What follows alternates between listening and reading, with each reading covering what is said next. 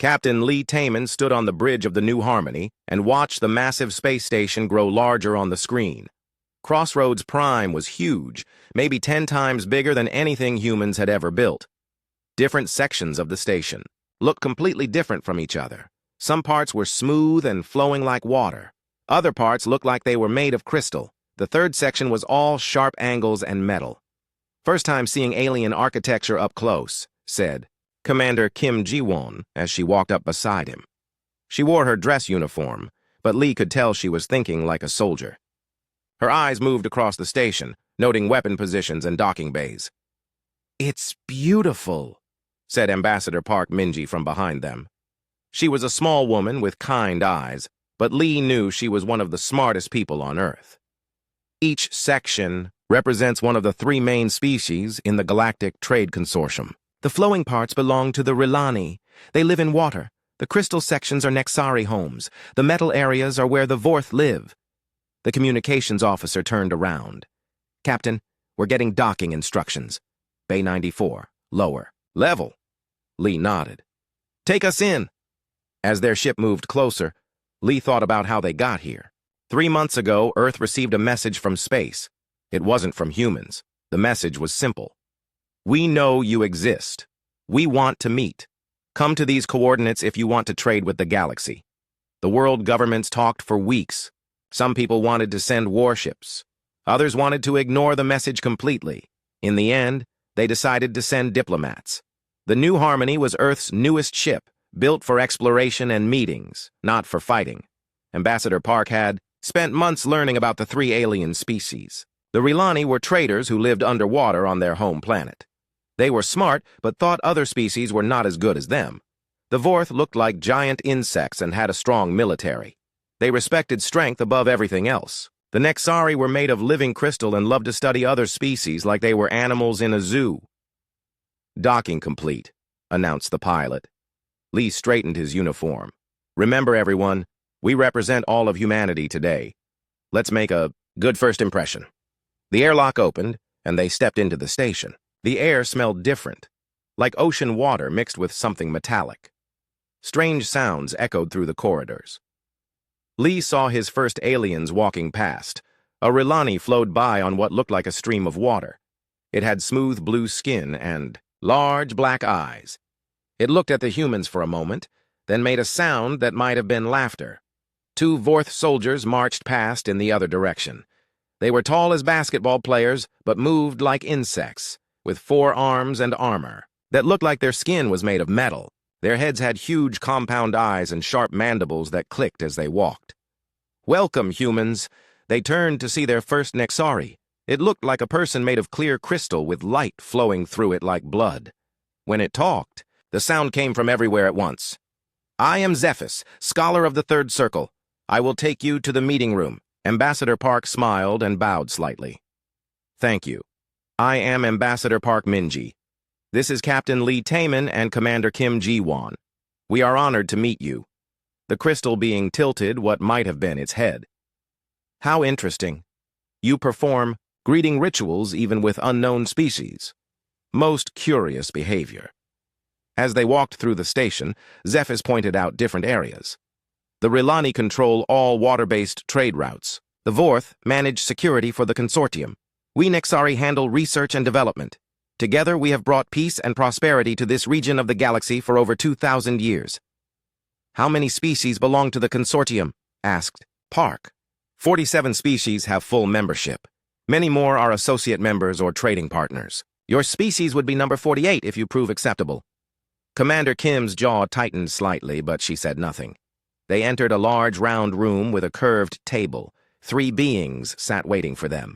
The first was a Rilani, bigger than the one they had seen in the corridor. Its skin was dark blue with silver markings. The second was a Vorth that looked like a general, with more armor and weapons than the soldiers they had seen. The third was a Nexari that glowed brighter than Zephys. "Welcome to Crossroads Prime," said the Rilani in a voice like waves hitting rocks. "I am Counselor Velthara. This is General Clickstar and High Scholar Zendai. We speak for the Galactic Trade Consortium." Ambassador Park took her seat across from them. "Thank you for inviting us." Earth is excited about the possibility of joining the galactic community. General Clickstar's mandibles clicked in what sounded like amusement. Earth. Such a small world. We have studied your species for several months now. Very interesting. Very primitive. Primitive? Park kept her voice calm and friendly. Your technology is at least 500 years behind ours, said Counselor Velthara. Your military consists of kinetic weapons and chemical explosives. Your fastest ships barely reach 1/10 light speed. Most amusing, High Scholar Zendai's light pulsed. Your social structure is also fascinating. Hundreds of separate governments on one small planet. So much conflict and disagreement. How do you accomplish anything? Captain Lee started to speak, but Park touched his arm gently. We believe our diversity makes us stronger. Different viewpoints help us find better solutions. The three aliens looked at each other. General Clickstar made a sound like metal scraping metal. How wonderfully naive. In civilized space, efficiency matters most. Which brings us to business, said Counselor Velthara. The consortium has decided to offer your species associate membership. You would have limited trading rights within your own solar system. Park leaned forward. What would that involve? Simple, said General Clickstar. You provide raw materials. We provide finished goods and protection. Very generous offer for such a young species. Protection from what? Asked Commander Kim. High Scholar Zendai's glow brightened. Space is dangerous, little humans. Pirates, rogue states, natural disasters. The consortium maintains order. Without our protection, primitive species rarely survive long. Park studied the document they handed her. The terms were insulting. Humans would be allowed to mine asteroids in their own solar system and sell the materials to the consortium at fixed prices. In return, they could buy alien technology at prices that would bankrupt Earth in a few years. Humans would not be allowed to travel outside the Sol system without permission. Human ships would be limited to cargo haulers and small transports. These terms seem very restrictive, Park said carefully. Counselor Velthara's skin pattern shifted. You expected better? Your species has nothing to offer except raw labor and basic materials. Be grateful we offer anything at all. Many species would fight wars for such an opportunity, added General Clickstar. We are being quite generous to such a primitive people. Ambassador Park looked at Captain Lee, then at Commander Kim. Both gave her small nods. I appreciate the offer, Park said. However, I need to consult with my government before I can give you an answer. The three aliens exchanged glances again. General Clickstar's laugh sounded like breaking glass. Consult? You mean you cannot make decisions for your own species? How inefficient? Democracy requires discussion, Park replied with dignity. How charmingly backward, said Counselor Velthara. Very well. You have 1 week to decide. But understand, this offer will not remain open forever. Other primitive species would jump at this chance.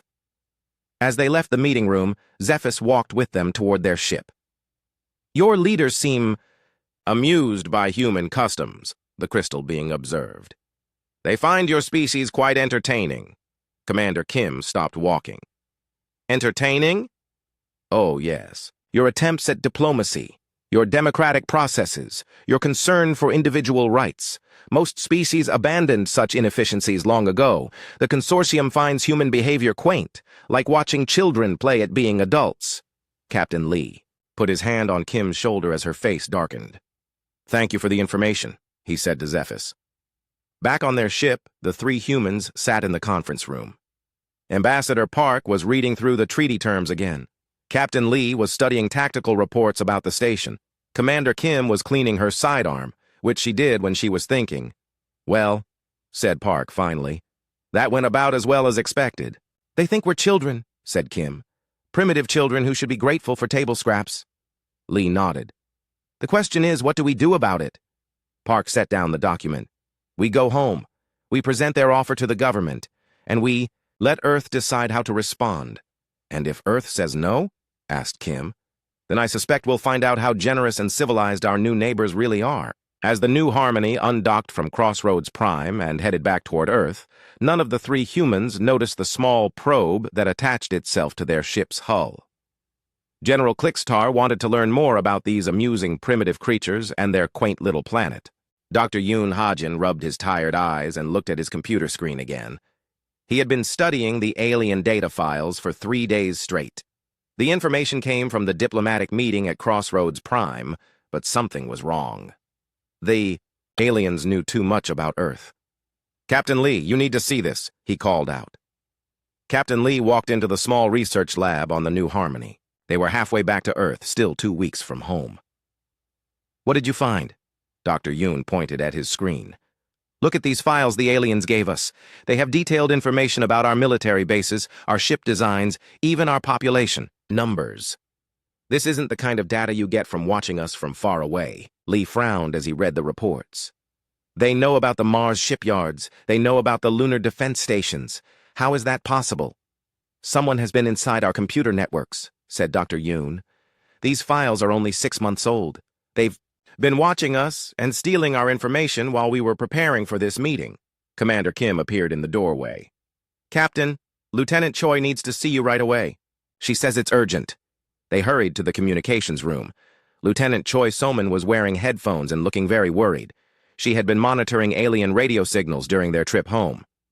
"I've been listening to consortium military channels," she said quietly. "They don't know I can understand their languages yet.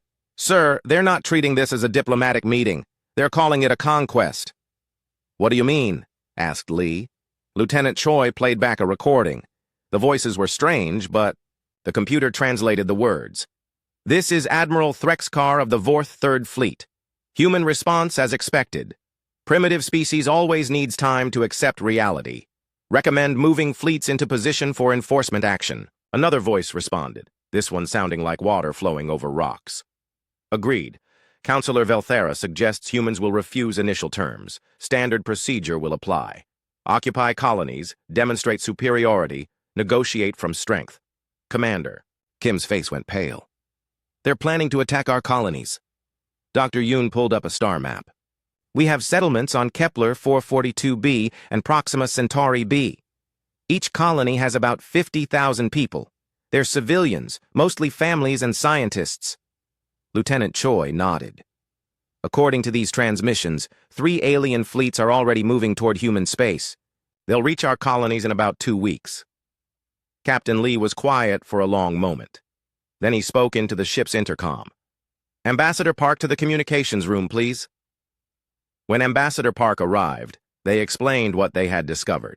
Her face became very serious as she listened. "So they never intended real negotiations," she said. "This was all a show. They wanted to see how we would react." "It gets worse," said Lieutenant Choi. She played another recording. This time it was General Clickstar speaking to someone else. "Human military capabilities are pathetic. Their largest ships carry chemical rockets and metal projectiles. Our smallest patrol craft could destroy their entire fleet. This will be over quickly." The alien general's laughter sounded like metal breaking. "Perhaps we should keep some humans as pets. Such an amusing species. They actually believed we wanted to be friends." Commander Kim stood up so fast, her chair fell over. "Pets? They want to keep us as pets?" Ambassador Park held up her hand. "We need to stay calm and think clearly. Kim, send a coded message to Earth. Immediately. Tell them what we've learned. Use Protocol 7. Protocol 7 was the emergency code that meant diplomacy had failed and Earth was in danger." "What can Earth do?" asked Dr. Yoon. "If they're right about our military being weak, how can we protect the colonies?" Lee was studying the alien fleet, movements on his screen.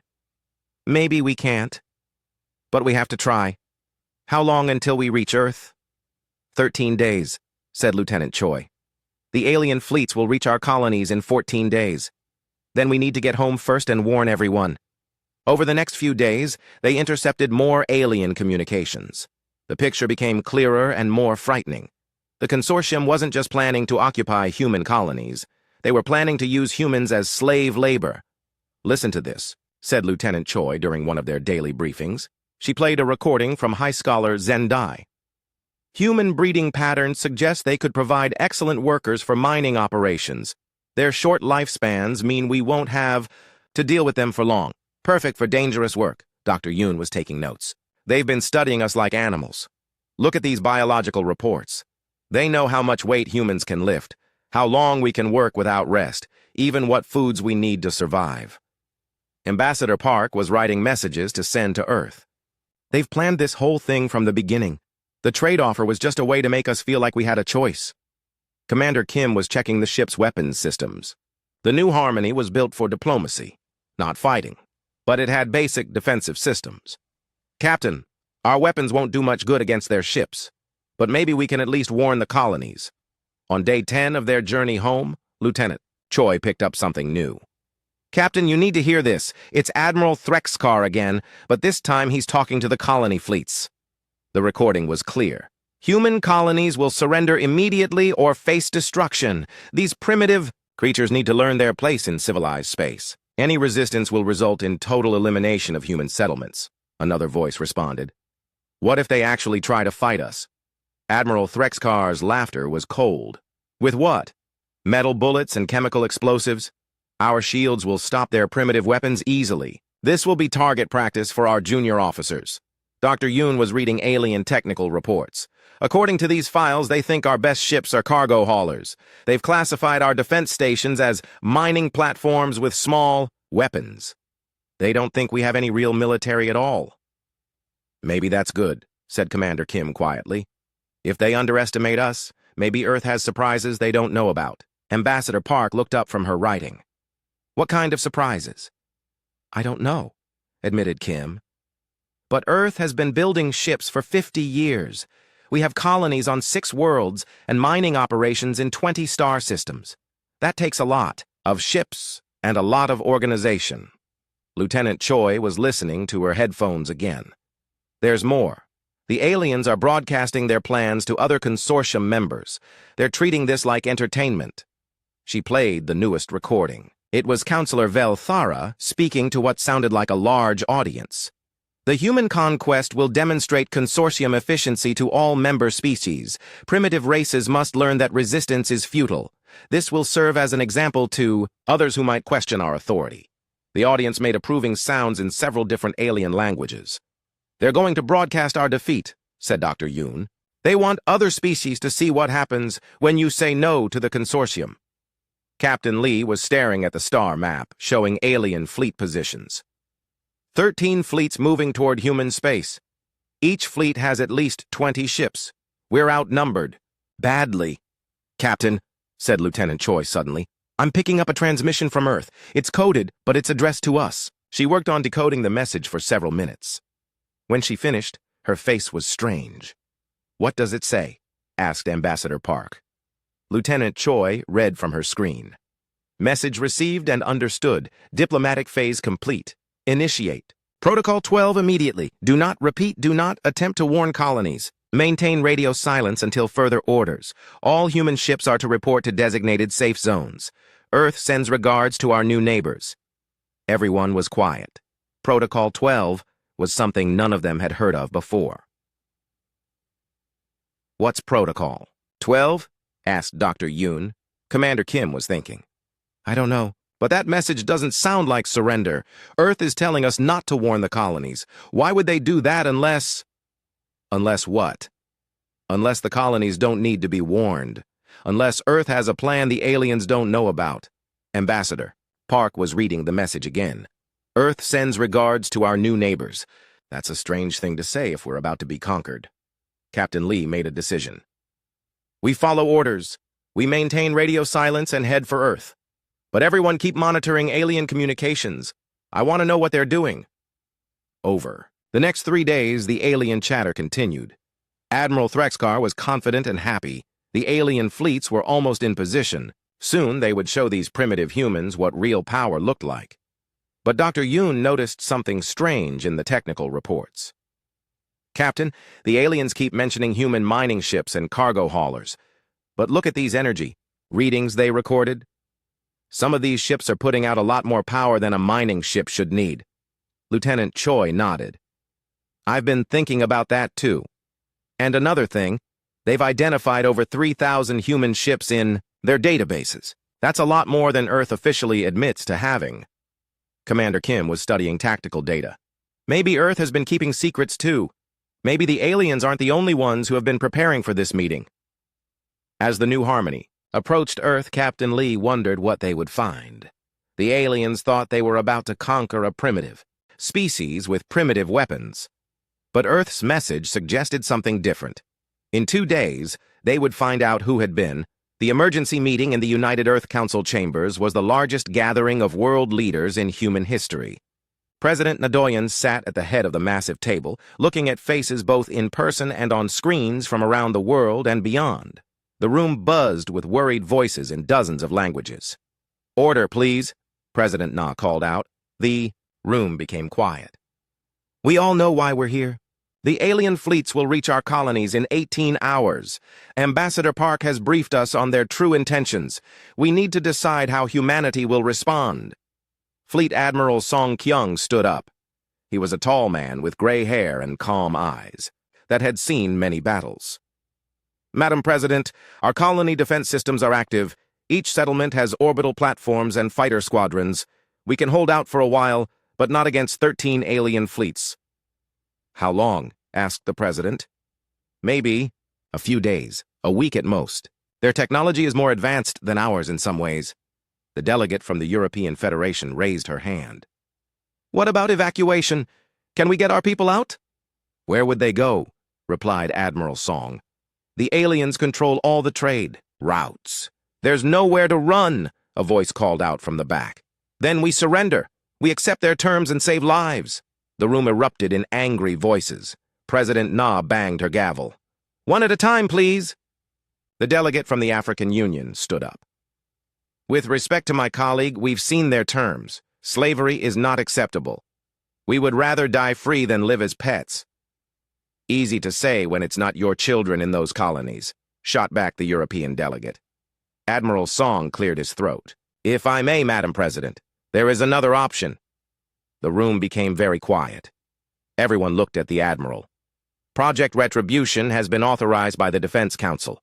We are ready to implement immediately." President Na nodded slowly. "Explain Project Retribution to the full council." Admiral Song touched his tablet, and the room's screens lit up with star maps and ship designs. For the past 15 years, Earth has been preparing for this possibility. We hoped it would never be necessary, but we planned for the worst. The images on the screen showed massive ships that looked nothing like the civilian vessels most people knew about.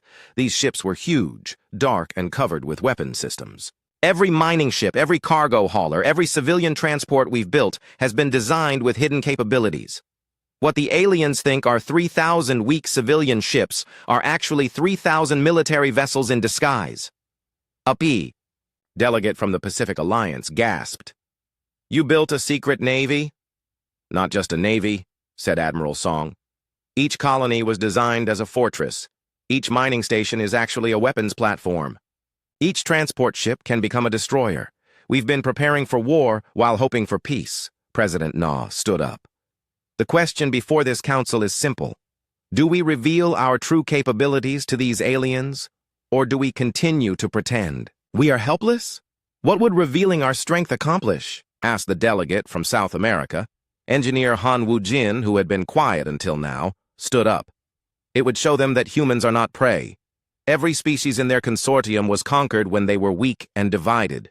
They've never faced a species that was united and prepared." The screens changed to show technical specifications.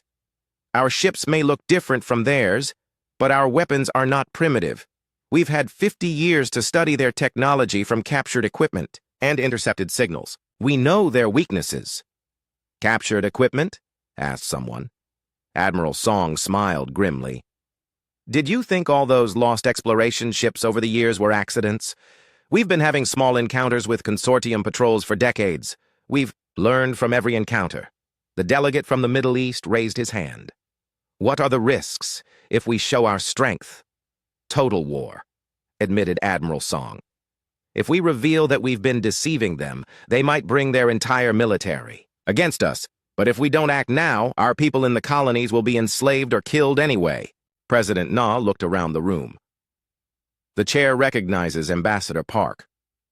Ambassador Park had been listening quietly.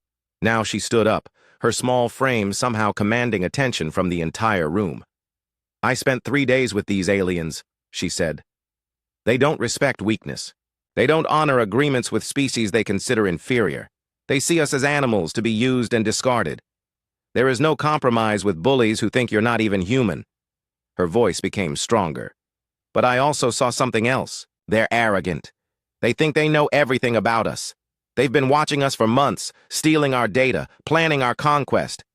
But they only see what they expect to see." The room was completely silent now. "They expect us to beg. They expect us to surrender. They expect us to be grateful for slavery. I suggest we give them something they don't expect." The vote was unanimous. Project Retribution was approved. Back at Crossroads Prime, General Clixitar was in an excellent mood. His fleets were in position around both human colonies. Admiral Threxkar had reported that the humans were putting up no resistance at all. "Counselor Velthara," he called across the council chamber. "The humans are even weaker than we thought. Their colonies have a few orbital platforms with small guns, but nothing that could threaten a real warship." Counselor Velthara's skin patterns showed satisfaction. "Excellent. Have they responded to our surrender demands?" "Not yet. We gave them 24 hours. They have 6 hours remaining." High Scholar Zendai's crystal form brightened. "Fascinating. They're probably still arguing among themselves. Primitive democracy is so inefficient during crises." At Kepler 442b, the human colonists were going about their daily business. The alien fleet hung in space above their world like a dark cloud, but no one seemed panicked. Children still went to school. Adults still went to work. The orbital defense platforms had powered up their weapons, but they looked tiny compared to the alien ships. Admiral Threxkar studied the colony from his flagship. "These humans are either very brave or very stupid. They must know they cannot win." His second-in-command clicked his mandibles nervously. "Sir, our sensors are detecting some unusual energy readings from their mining ships. They're running much hotter than normal." "Probably fear," laughed the Admiral. "Primitive engines breaking down under stress. Ignore it." At Proxima Centauri, B, a similar scene was playing out. The Rilani fleet commander was amused by the human response. "Look at them. They're still sending out cargo ships like nothing is happening. Such strange creatures." Meanwhile, Earth's communication networks came alive with coded messages. Every human ship, every station, every hidden facility received the same simple order. "Execute Protocol 12. The children of Earth are coming home." Captain Lee stood on the bridge of the New Harmony as Earth grew larger on their screens. But something was wrong. Earth looked different. The space around their home world was full of ships, but not the civilian traffic he expected to see. These ships were dark and angular. They moved in perfect formation like a military parade, and there were so many of them. "How many ships are out there?" he asked Lieutenant Choi. She was working frantically at her station. "I'm reading over 800 vessels in Earth orbit, alone." "Captain, these aren't the same ships we left behind." Commander Kim was studying the tactical display. "Look at the size of some of these things. That ship near the moon must be 15 kilometers long." Ambassador Park joined them on the bridge. "It seems Earth has been busy while we were away." A communication came in from Earth Traffic Control. "UES New Harmony, you are cleared for priority docking at Luna Base 7. Admiral Song is waiting for you." Luna Base 7 was built into the side of a crater on the far side of the moon. When they docked, they were amazed by what they saw. The base was enormous, extending deep into the lunar surface. Thousands of people in military uniforms moved through corridors that seemed to go on forever. Admiral Song met them at the airlock. "Welcome home. I trust your diplomatic mission was educational." "Admiral," said Ambassador Park, "what is all this? These ships, this base, all these people. Where did it all come from?" Admiral Song smiled. "From the same place it's always been. We just stopped hiding it. Come, let me show you something." He led them to an observation deck that looked out over the lunar surface. Below them, massive construction bays stretched as far as they could see. Ships were being built, weapons were being installed, and thousands of workers moved like ants.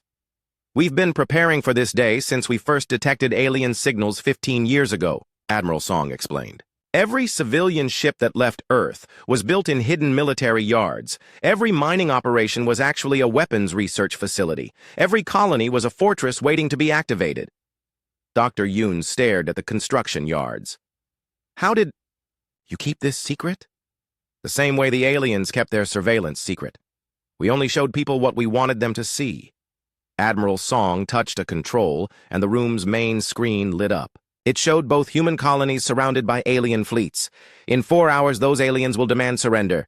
Ambassador Park, you have one last diplomatic mission. You're going to give them humanity's answer. Ambassador Park looked at the massive ships surrounding E. Admiral Threxcar looked at his chronometer and smiled. The humans had 30 minutes left to surrender. His fleet hung in perfect formation above the human colony on Kepler 442b. 23 ships armed with the best weapons the consortium could build.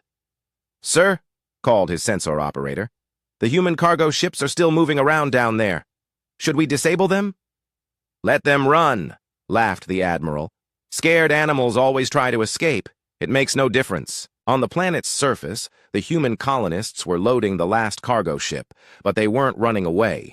They were preparing for something else entirely. Captain Lim Suji sealed the airlock of her ship and walked to the bridge. To anyone watching, the peaceful trader looked like an ordinary cargo hauler. It was big and slow and ugly, with huge storage bays and civilian markings. All systems ready, Captain, reported her first officer. Good. Signal the other ships. It's time to drop the masks. Similar scenes were playing out throughout human space. Ships that had hauled cargo for years suddenly came alive with new purpose. Mining platforms that had quietly pulled asteroids apart began revealing their true nature. Even the orbital defense stations around the colonies started to change. At T. Crossroads Prime, Ambassador Park stood in the communication room with Admiral Song. She was about to send a message to all 3 alien homeworlds at once. Are you ready? Asked the Admiral. Park nodded. Let's show them who they're really dealing with. The message went out on all frequencies. Every alien ship, every alien station, every alien homeworld received the same transmission. Ambassador Park appeared on their screens, but she wasn't in a diplomatic meeting room anymore. She stood on the bridge of a massive warship. People of the Galactic Trade Consortium, she began. 3 months ago, humanity reached out in friendship. We offered trade, cooperation, and mutual respect. You responded with deception, threats, and plans for our enslavement. Admiral Threxcar stopped smiling. What is this human doing? You have studied our species and decided we are weak, Park continued. You have positioned your fleets to attack our colonies. You have made plans to use our people as slave labor. You have called us primitive and amusing. The ambassador's voice became harder. You made one critical error in your calculations. You assumed that because we prefer peace, we are incapable of war. At that moment, every human ship in space began to change. The peaceful trader above Kepler 442b started first. Huge panels slid away from its hull, revealing massive gun barrels. The cargo bays opened to show fighter launch tubes. The engine section expanded as hidden power cores came online. Within minutes, the slow cargo ship had become a heavy cruiser bristling with weapons. Impossible, whispered Admiral Threxcar. But it was happening all across the colony. Every cargo ship, every mining vessel, every transport was transforming. What had looked like a small fleet of civilian ships was now a battle group of 30 warships. The same thing was happening at Proxima Centauri B. The Rilani fleet commander watched in shock as human ships revealed their true nature. A mining platform that had been pulling apart asteroids suddenly unfolded like a flower. When it finished moving, it was a fortress with enough firepower to destroy a planet. Fleet Command, the Rilani called frantically. We need immediate reinforcement. The humans have been deceiving us. These are not civilian vessels. But the most shocking transformation was happening on Earth itself. The lunar mining stations that aliens had dismissed as primitive industrial facilities revealed themselves as massive shipyards. The hidden bays opened, and ships began emerging. Not dozens of ships, not hundreds, thousands. Admiral Song stood beside Ambassador Park as she continued her message. For 15 years, we have prepared for this day. Every ship we built had two purposes. Every colony was designed as a fortress. Every mining operation was actually a weapons factory. On the screens throughout consortium space, humans could see the aliens' faces. The arrogant confidence was gone. General Clixtar's mandibles were clicking rapidly in what looked like panic. Counselor Velthara's skin patterns had turned pale blue. High Scholar Zendai's crystal form was flickering like a broken light. "You wanted to know what human military technology looks like," Park said calmly. "Allow me to demonstrate." Captain Lim Suji received the signal she had been waiting for. "All ships, this is Sword Leader. Light them up." Every human ship powered up their weapons at the same time. The energy readings were enormous.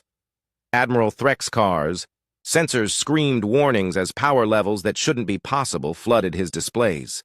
"Sir, the human ships are generating more energy than our dreadnoughts," his tactical officer reported. "These readings can't be right." "Check them again," ordered the Admiral. "I've checked them 5 times, sir. Those cargo ships are putting out enough power to crack a moon." But the humans weren't firing their weapons. They were just showing what they could do. Admiral Song activated a new display on the command center. Screens. It showed the entire galaxy with little dots representing every military ship. The consortium fleets were marked in red. Human ships were marked in blue.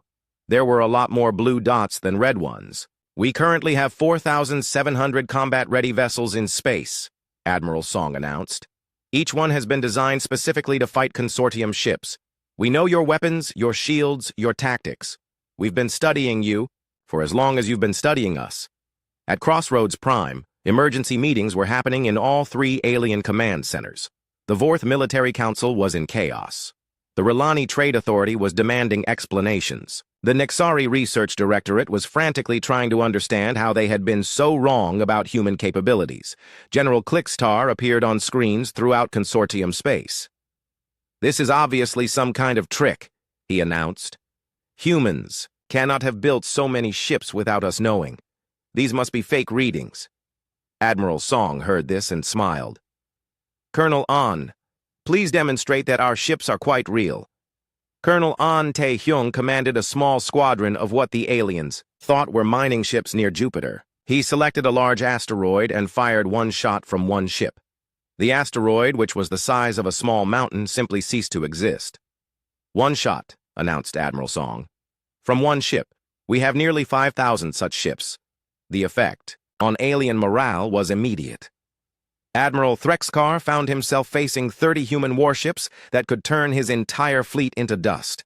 The Rilani commander at Proxima Centauri was surrounded by even more human vessels. Every alien fleet in human space was suddenly outnumbered and outgunned, but the biggest shock was still coming. "You may be wondering how we built so many ships without you noticing," said Ambassador Park. "The answer is simple. We never hid them.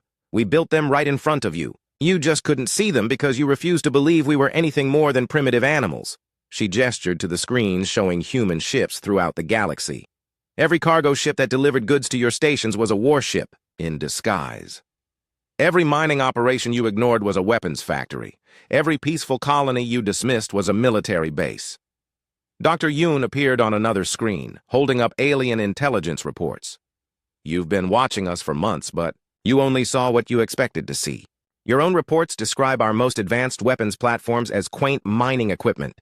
You called our battle cruisers amusing cargo haulers." The humiliation was complete.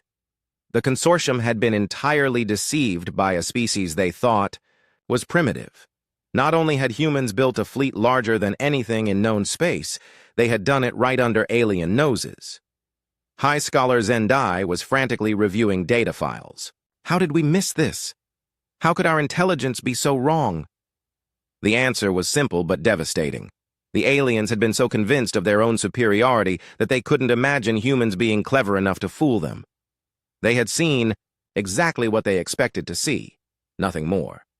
General Clixtar was receiving reports from all over consortium space. Human ships were appearing everywhere, revealing themselves after years of hiding in plain sight. The humans hadn't just built a secret fleet.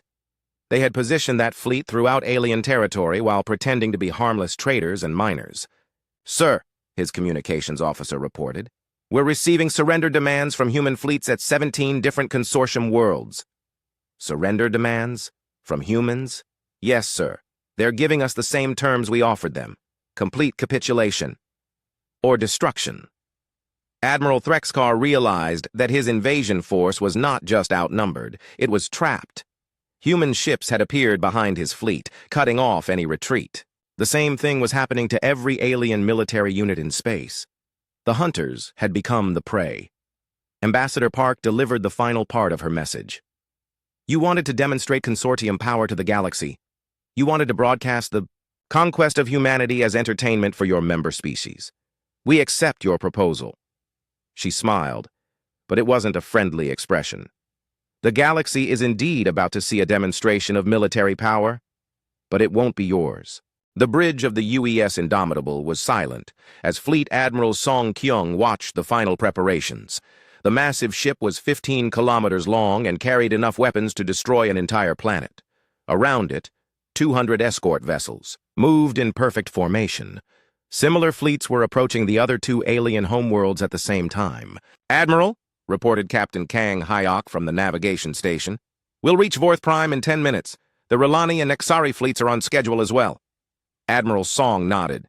"Signal all ships. Remember, we are here to demonstrate, not to destroy. But they need to understand that we could destroy them if we chose to." On Vorth Prime, the insectoid aliens were in complete panic. Their homeworld had never been threatened before. For 2,000 years, the Vorth military had been the strongest force in known space. Now their sensors showed a human fleet approaching that was larger than their entire navy. General Klix Tar stood in the Planetary Defense Center, watching the impossible readings on his screens. "How many ships are there?" "Over 200, sir," replied his aide. "The largest one is bigger than anything we've ever built." The general's mandibles clicked nervously. "What about our defense platforms?"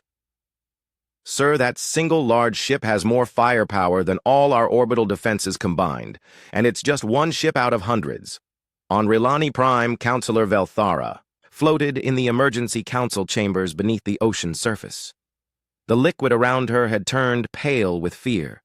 Her species had never seen a military force like the one approaching their world. "They cannot be serious," she said to the other council members. "Surely this is another human bluff. They would not dare attack a consortium homeworld." But even as she spoke, she knew it wasn't a bluff. The energy readings from the approaching ships were real. The humans had built a war machine that made the consortium military look like children playing with toys. On Nexari Prime, High Scholar Zendai's crystal form flickered rapidly as he processed the data. His species prided itself on logic and knowledge, but nothing in their databases had prepared them for this. "We have made a severe miscalculation," he announced to the other scholars. "The humans were not primitive. They were simply allowing us to believe they were primitive." "What do we do?" asked another Nexari. "We survive," replied Zendai, "if that is still possible." At Crossroads Prime, the neutral station where this had all begun, alien representatives from dozens of species watched the broadcasts in stunned silence. The three most powerful military forces in the galaxy were helpless before a species they had all dismissed as backward and weak. Ambassador Park stood once again in the same meeting room where she had been insulted and dismissed. But this time, she wasn't alone. Admiral Song was with her, along with General Oh Min-seok and Colonel An Tae-hyung. The three original alien council members sat across from them, but their attitudes had completely changed. "You wanted to discuss terms," said Park calmly. "Let's discuss terms." General Klix Tar, who had laughed at human military capabilities just days before, now spoke in a quiet voice. "What do you want?" "The same thing we wanted 3 months ago," replied Park. "Mutual respect, fair trade, the right to exist as equals in the galactic community." Counselor Velthara's skin patterns showed confusion. "Then why this massive display of force? If you wanted peace, why bring your entire fleet?" Admiral Song leaned forward.